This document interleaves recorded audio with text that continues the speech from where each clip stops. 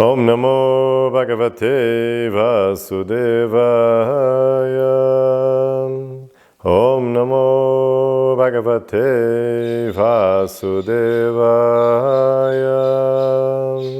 Om Namo Bhagavate Vasudevaya. Srimad Bhagavatam ki jai, Srila Prabhupada ki jai, Namo Vishnu Padaya Shibhuta Simati Hridananda Das Goswami Dinamine Namaste Guru Saipan Namaste Prabhupada Prabhupada Edustas Siddhantanas. Hare Krishna. Então, nós estamos lendo do Srimad Bhagavatam com tradução e comentários pelos seguidores de Sua Divina Graça, Se Bhaktivedanta Swami Srila Prabhupada. Nós estamos agora no 11º canto, no 20º capítulo, no verso 26. Então a gente vai começar o verso 26 agora. E todo o foco aqui era explicar a perfeição, né? O título do capítulo é Bhakti Yoga, Serviço Devocional Puro, e agora Krishna vai começar a chegar nesse estágio. Ele falou que acontece com o yogi que tropeça no caminho, né, no verso na aula passada, e nessa aula a gente vai falar um pouco mais da direção que ele está querendo estabelecer, da posição que o transcendentalista, o yogi, deve adotar. Então vamos ler lá. O verso 26 ele tem uma estrutura um pouquinho diferente, então a gente vai ter, você vê que vai ser 3 conjuntos, né? Não vai ser só os 4 linhas, como normalmente são 6 linhas. Swe swe dikare anishta saguna parikirtitam karmanam jati asudhanam anena niyamakritam gunadosha vidanena sanganam tyajane chayam. Swe swe, cada qual em sua própria, adhikare, posição, ya que, nishta, prática constante, sa, está, guna, piedade, parikirtita, é completamente declarada, karmanam, das atividades fruitivas, jati, por natureza, Ashudhanam, impuras, anena, por esta, niyama, controle disciplinar, krita, é estabelecido, gunam, da piedade, dosha, do pecado, vidhanena, pela regra, sanganam, de associação com diferentes tipos de gozo dos sentidos, tyajana, de renúncia, Ichaya, pelo desejo. Tradução. Declara-se firmemente que a adesão constante dos transcendentalistas às suas respectivas posições espirituais constitui a verdadeira piedade. E que ocorre o pecado quando o transcendentalista negligencia seu dever prescrito. Quem adota esse padrão de piedade e pecado, com o sincero desejo de abandonar toda associação passada com o gozo dos sentidos, é capaz de subjugar as atividades materialistas, que são impuras por natureza.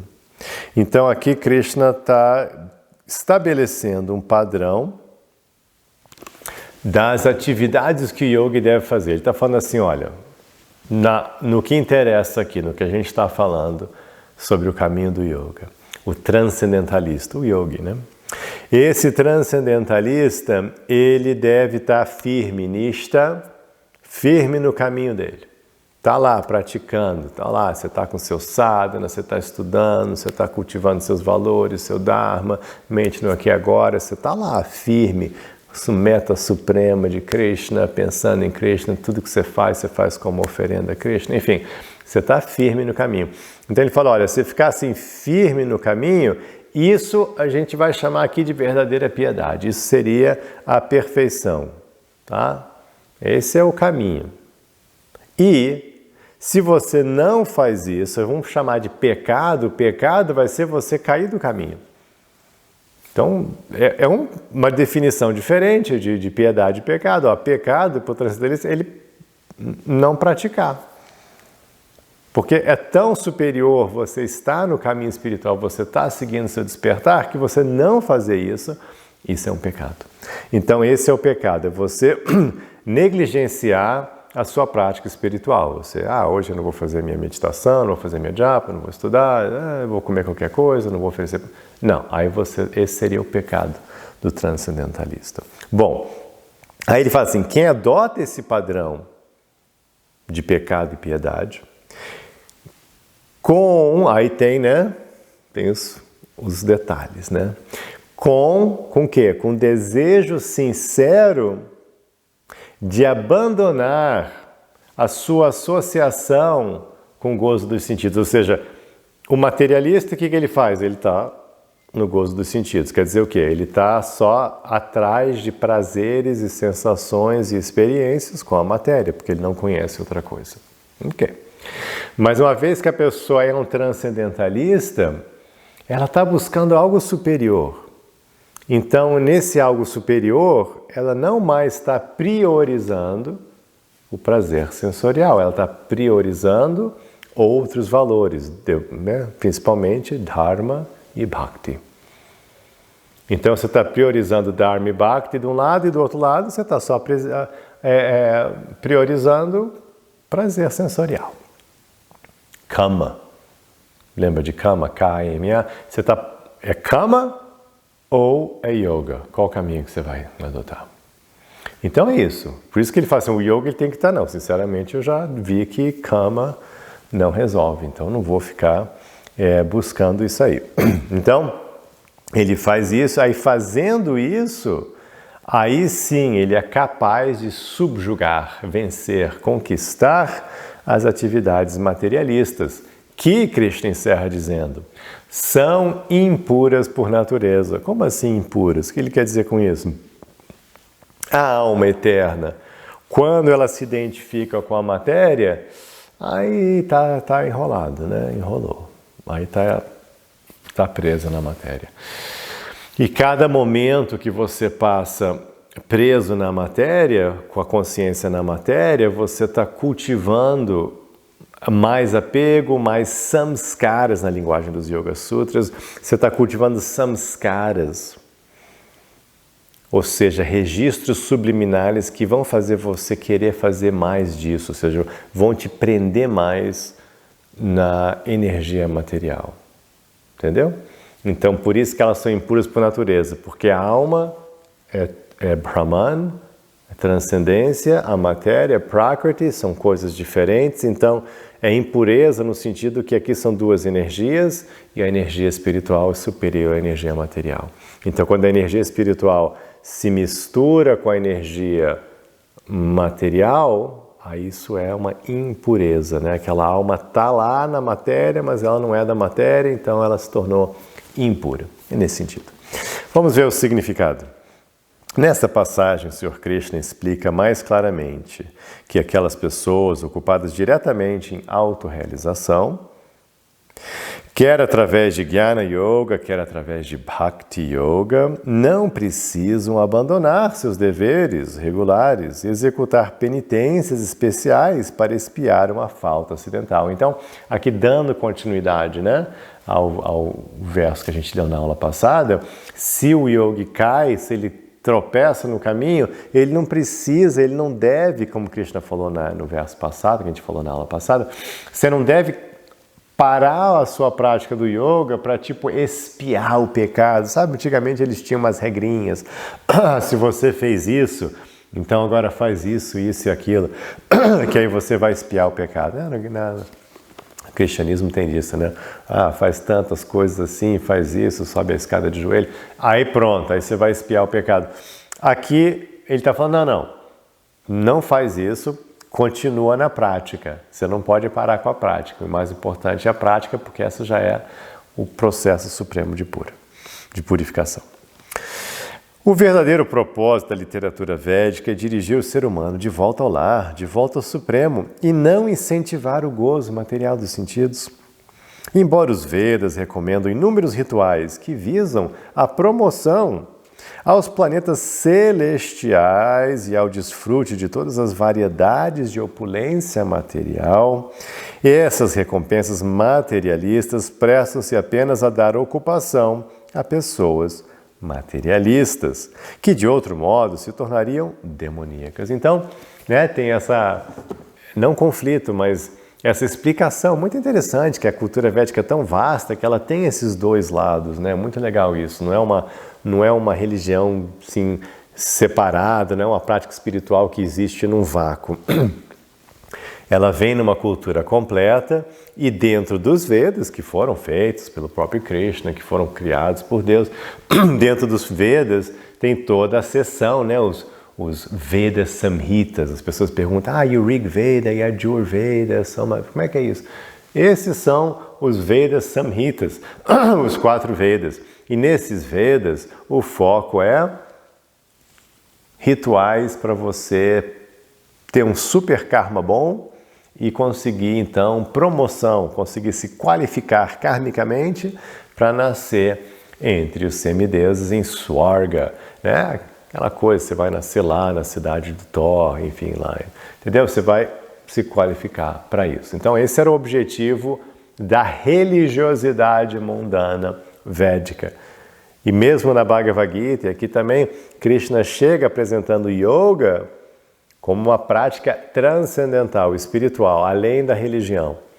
Então ele fala, tem a religião lá, mas não dá bola para isso não, porque agora a gente está falando de algo bem melhor, a gente está falando agora de você transcender tudo, inclusive Swarga. Então aqui a gente está falando de voltar ao lar, voltar ao Supremo, você vai muito além para nunca mais nascer de novo, porque você simplesmente se transferir para Swarga não vai resolver nada, porque logo depois acaba o seu karma e você tem que voltar justamente para cá, para o nível terrestre, onde você já está agora, então você vai estar trocando 6 por meia dúzia. Então, roubada, não faz isso, perda de tempo, vai logo e investe na solução definitiva. Então, ele está falando isso aqui também, que a gente tem que não fazer isso, isso seria, isso é o apego ao gozo dos sentidos, a kama, é justamente isso. Que Swarga, você quer fazer isso? É porque é legal, é prazeroso, é gostoso, tudo de bom, enfim, é para você viver bem materialmente, não é para você se espiritualizar.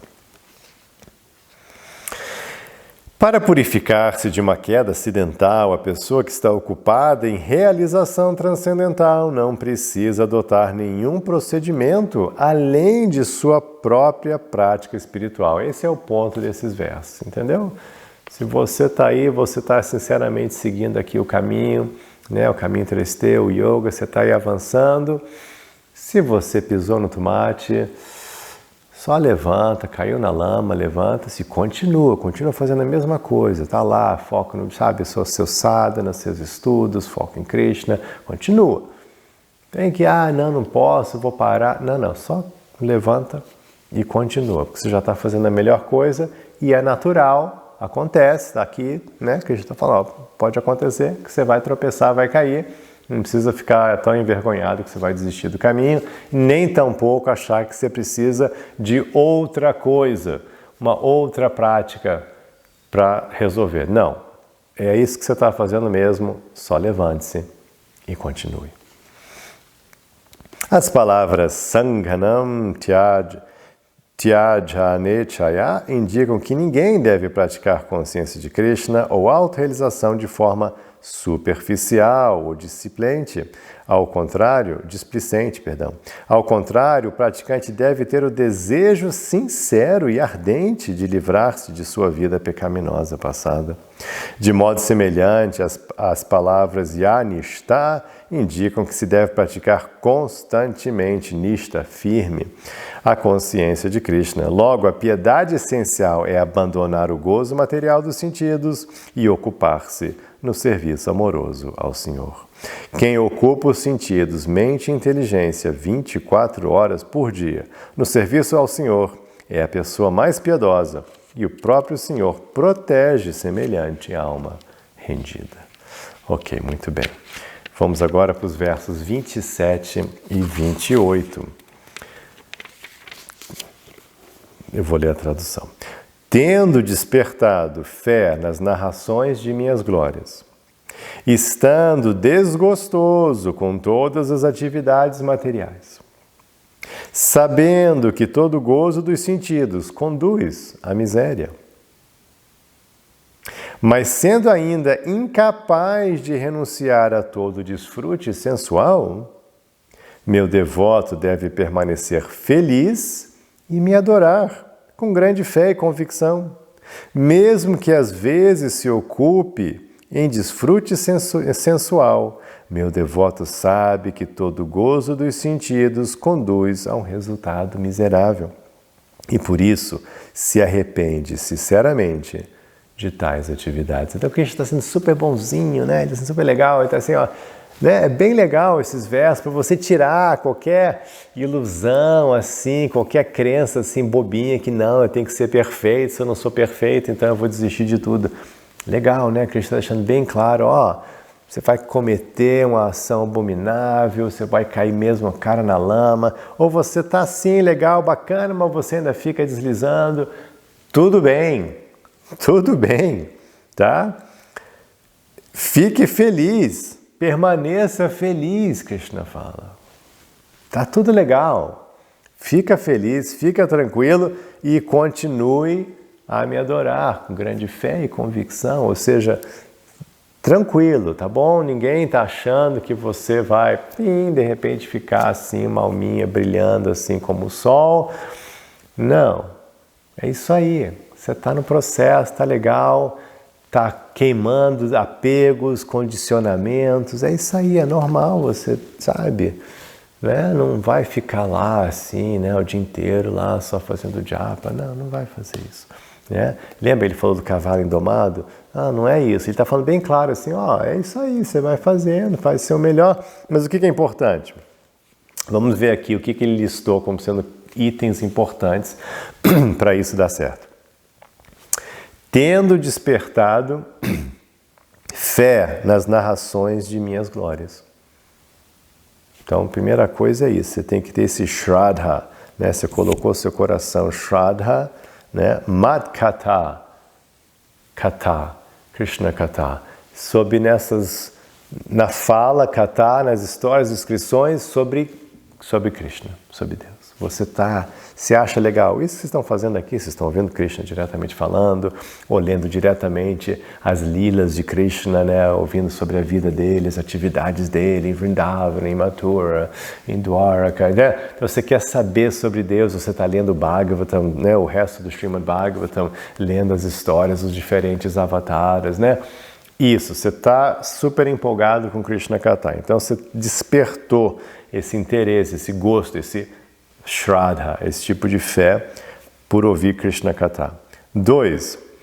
Estando desgostoso com as atividades materiais, né? Você está empolgado com a espiritualidade, você já viu o que deu, né? O negócio da vida material, tudo bem, eu estou aqui, ok? Lembra que Krishna falou? Não pode também ficar odiando a vida material. Lembra que ele falou não podia ser de mais nem de menos? Bem legal isso, né? Krishna é super legal, assim como o mestre espiritual brinca, né? Boa notícia é que Deus não é um religioso fanático, né? Essa é uma grande notícia. Então, nem de mais nem de menos. Ou seja, então você não pode estar nem todo empolgadinho com a vida material lá e vamos lá, que incrível isso aqui, né? Só comprar um carro, comprar uma casa e ter sexo que está tudo perfeito. Não, você não está nem bobinho assim e nem você está, não, isso aqui é horrível e está lá chicoteando, vou morar numa caverna, chicote, vou comer arroz cru. Não. Nem uma coisa nem outra. Normalzinho, tranquilo. Mas então você está desgostoso. Você fala, não, esse negócio não é isso que vai me resolver. Só a vida material não vai me resolver. Então eu preciso de mais. Eu não posso só ficar nisso porque... né? É por isso que você está aqui, por isso que você está estudando, avançando espiritualmente, porque você já entendeu, já ficou os registros subliminares de outras vidas, já acumulou, a sua inteligência foi ativada e você falou, ok. Estou aqui, tudo bem, mas quer saber? Meu foco é o despertar espiritual, meu foco é a iluminação, meu foco é Krishna. Aqui eu não estou muito afim de ficar voltando aqui de novo, não. Que esta seja a última encarnação. Já deu, já fiz, tá legal, já fiz tudo 1000 vezes, deu. Não preciso, né, mais uma rodada aqui, tá bom. Vou aproveitar agora essa vidinha humana para não voltar mais. Então, duas coisas, né? Então você despertou a fé nas narrações e você está desgostoso com as atividades materiais.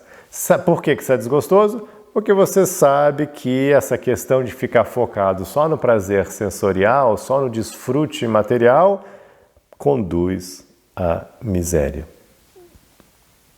Por que conduz à miséria? Você já sabe, né? Você já sabe que conduz à miséria. Porque é aquilo, tudo começa, acaba, você vai fazer, dá errado, você faz e dá certo, mas aí acaba, aí você vai ficando velho, aí você morre, enfim, conduz à miséria, aí você tem que nascer de novo. Aí, enfim, a pessoa, aí você está indo bem, a pessoa tem inveja, você está indo mal, você está com inveja, sabe? Enfim, não tem, né? Ninguém se dá bem. Você vê aí o pessoal consegue as posições mais incríveis, consegue sim, ser eleito presidente, consegue, sabe, nascer numa família super rica e ainda assim uma miséria, né? Consegue ser super famoso e aí sofre, consegue ser um grande atleta e sofre horrivelmente porque é aquela hora que não consegue ser mais atleta ou perde, eu não sei. Enfim, é rolo, né? Ninguém tá com uma vida tranquila. Assim, literalmente, ninguém tem uma vida tranquila, né? Sempre provação, sofrimento, né? Como Krishna fala na Bhagavad Gita, você tem que entender, no mínimo, você não vai escapar de nascimento, doença, velhice e morte. Já são bem chatinhos esses 4 e não tem como escapar.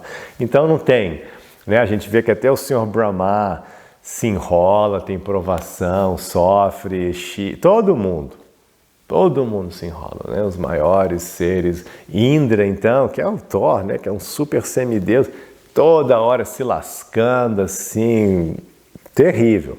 Perde batalha, perde a casa dele, se é humilhado, é amaldiçoado, todo mundo se dá mal. Então imagina a gentezinha aqui, ser humaninho no planeta Terra, em meio de Kali Yuga, né? Lascado. Então você sabe que sempre conduz à miséria, né? Então é isso. Com esse equilíbrio é só isso. Você tem que estar afim, sabendo que um ponto-chave é Krishna Katha, ponto-chave, e você tem que estar desgostoso da matéria. Com esses dois, você vai fique feliz, mesmo que você, não, mas eu estou afim de um desfrute material, vamos lá, vamos curtir o cinema, vamos lá, né, curtir, tudo bem, tranquilo, vai lá, vamos fazer uma brincadeira, isso aí faz parte, não tem problema, isso faz parte do Dharma natural, super tranquilo. Você faz aquilo como oferenda a Krishna, tenta lembrar de Krishna durante a coisa, não é pecaminoso, pode fazer tranquilo. Aí você faz isso e fica feliz, focado em servir Krishna. Vamos ler o significado agora. Aqui o Senhor descreve, é um significado longo, tá? Então segura aí. Aqui Krishna descreve a fase inicial do serviço devocional puro. O devoto sincero vê na prática que todas as atividades materiais conduzem apenas ao gozo dos sentidos e que todo gozo dos sentidos leva apenas à miséria.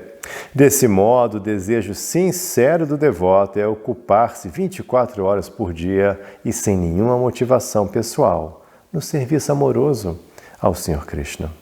O devoto deseja sinceramente estabelecer-se em sua posição constitucional como servo eterno do Senhor. E ele ora ao Senhor que o eleve a essa posição sublime. A palavra Anishvara indica que, devido às suas atividades pecaminosas e maus hábitos passados, o devoto talvez não seja capaz de extinguir de imediato e por completo o espírito de desfrute. O Senhor aqui encoraja tal devoto a não ficar deprimido demais nem taciturno, mas a permanecer entusiasmado e continuar com seu serviço amoroso. A palavra nirvana indica que o devoto sincero, embora um tanto enredado nos resquícios do gozo dos sentidos, está completamente desgostoso com a vida material e, em circunstância alguma, comete atividades pecaminosas de propósito. De fato, ele evita toda espécie de atividade materialista.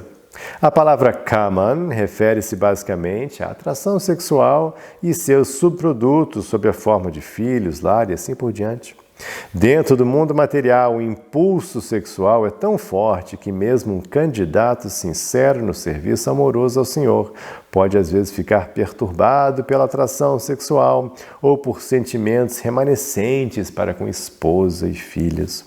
O devoto puro, de certo, sente afeição espiritual por todas as entidades vivas, inclusive por sua dita esposa e filhos, mas sabe que a atração corpórea mundana não conduz a bem algum, pois apenas enreda o indivíduo e seus ditos parentes numa miserável reação em cadeia de atividades fruitivas. A palavra Drida Nishchaya, convicção firme, indica que em qualquer circunstância o devoto está completamente determinado a continuar com seus deveres prescritos para Krishna.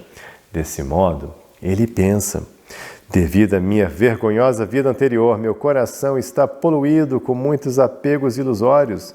Eu mesmo não tenho poder de detê-los. Só o Senhor Krishna em meu coração pode remover essa contaminação inauspiciosa. Porém, quer o Senhor remova de imediato tais apegos, quer que me deixe continuar sendo afligido por eles, jamais vou abandonar meu serviço devocional a Ele.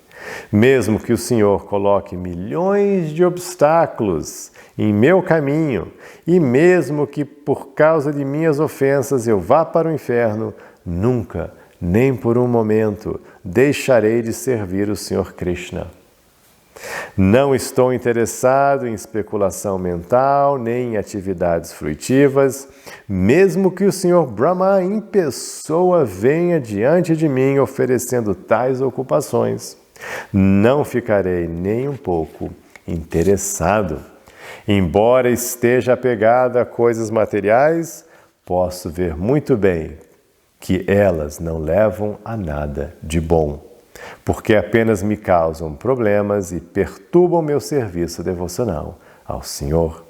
Por isso eu me arrependo sinceramente de meus apegos tolos a tantas coisas materiais, e estou aguardando pacientemente a misericórdia do Senhor Krishna. Que oração, né? Essa oração é muito legal, né? Você viu, né?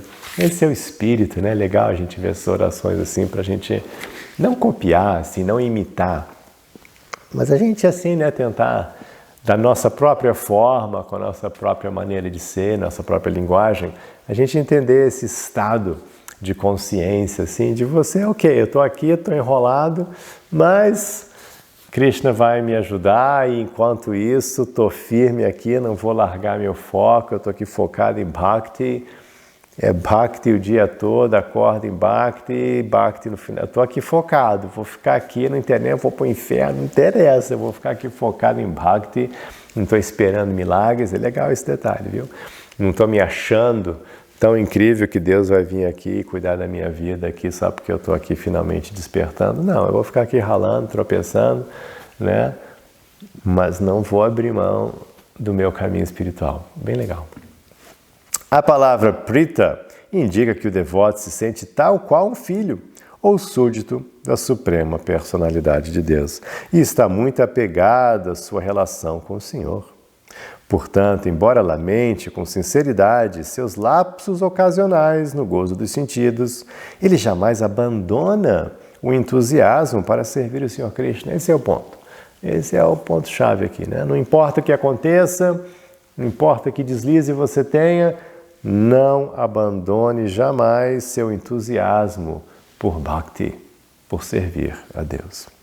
Se o devoto fica muito taciturno, desanimado no serviço devocional, ele pode derivar para uma consciência impessoal ou abandonar seu serviço devocional ao Senhor. Portanto, o Senhor aconselha nesta passagem que, embora deva se arrepender sinceramente, ele não deve se tornar um deprimido crônico. Deve-se compreender que, em virtude de seus pecados passados, ele, por vez ou outra, tem de sofrer perturbações oriundas da mente, dos sentidos materiais, mas nem por isso deve tornar-se deve tornar-se devoto do desapego, como fazem os filósofos especuladores.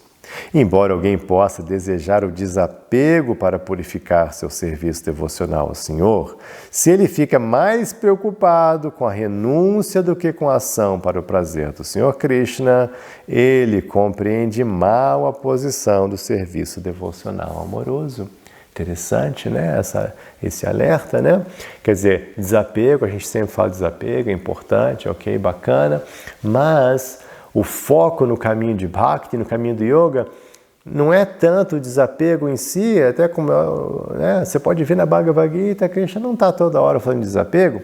O que ele está falando? Equanimidade. Ou seja, aconteça o que acontecer, você está firme. Está firme em quê? No aqui e agora, no Dharma, em Bhakti. Isso é que importa. Então, desapego, isso aí não é a nossa prioridade. A prioridade é Bhakti.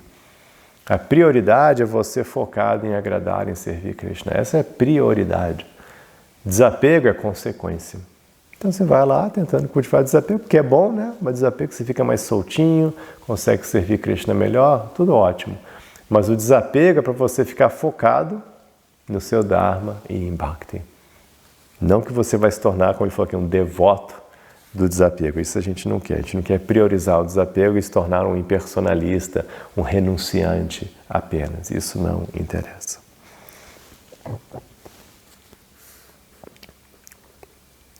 A fé no Senhor Krishna é tão poderosa que no devido curso do tempo ela automaticamente concederá desapego e conhecimento perfeito. Então é isso, Krishna já falou. Então, fica focado em Bhakti, pedindo esse abrigo em Krishna, que o resto vai vir automaticamente. Você vai fazendo o seu melhor por enquanto, você vai se esforçando, mas basta isso, você se esforçar e depender de Krishna.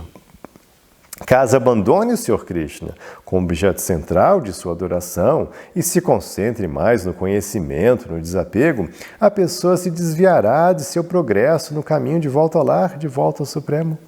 O devoto sincero do Senhor deve estar sinceramente convencido de que apenas pela força do serviço devocional e pela misericórdia do Senhor Krishna, ela vai alcançar tudo que é auspicioso na vida.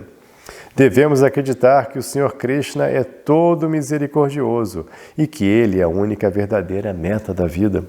Semelhante fé convicta, combinada com o desejo sincero de abandonar o gozo dos sentidos, levará a pessoa para além dos obstáculos deste mundo. Legal, né? Desejo sincero, fé convicta, vai resolver. As palavras Jata Shraddha Mat Katashu são muito significativas neste trecho. Por ouvir com fé sobre a misericórdia e as glórias do Senhor, o devoto se livrará pouco a pouco de todo desejo material e verá claramente a cada momento a total frustração do gozo dos sentidos, pouco a pouco. Cantar as glórias do Senhor com fé e convicção firmes é um processo espiritual de tremendo poder que capacita o praticante para abandonar toda associação material. Então, né, como Krishna já falou antes, sempre enfatizado, Krishna Katha, né, e Shraddhanam, né, a gente fala de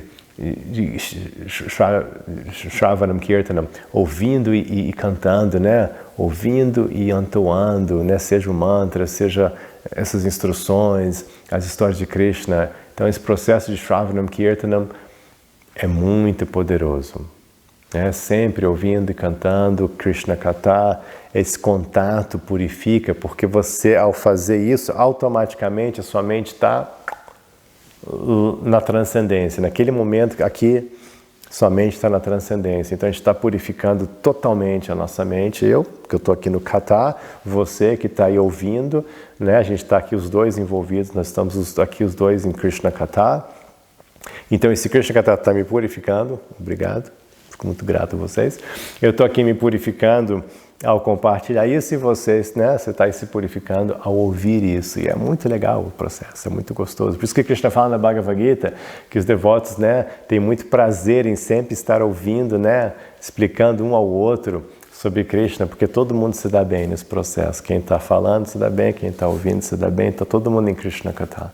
E esse processo, então, onde que está a nossa consciência agora? Está em Krishna, a gente está aqui toda hora falando Krishna, Krishna, e Bhakti, Krishna, e Krishna. Então, você vai, né, por mais louca que seja a sua mente, você está em Krishna. Então, nesse momento, a gente está aqui com Krishna e aí a gente está purificando. Então, cada segundo que a gente está passando aqui, a gente está purificando a nossa mente, a gente está avançando, assim, tremendamente avançando, incalculavelmente avançando, né, no progresso espiritual. Então, isso é muito poderoso, esse sistema, e sempre foi falado, não é só na nossa tradição, né? Também nas outras tradições teístas sempre tem esse foco em glorificar Deus, falar de Deus, ou, né, orar, enfim, toda hora que você está fazendo esse processo, você está avançando enormemente.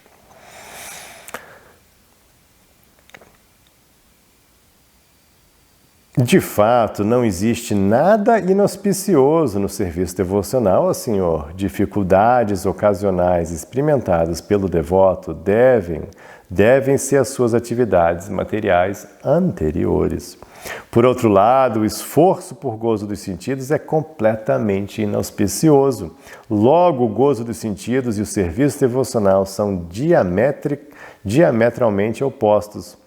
Em todas as circunstâncias, portanto, a pessoa deve permanecer o servo sincero do Senhor, sempre crente em sua misericórdia. Então ela, com certeza, voltará ao lar, voltará ao Supremo. Muito legal, né? Muito lindo, né? Então a gente vai continuar nessa linha falando sobre serviço devocional puro na próxima aula. E eu desejo, então, que Krishna abençoe vocês com esse gosto, essa fé sincera, essa entrega ao processo de Krishna Katha. Hare Krishna.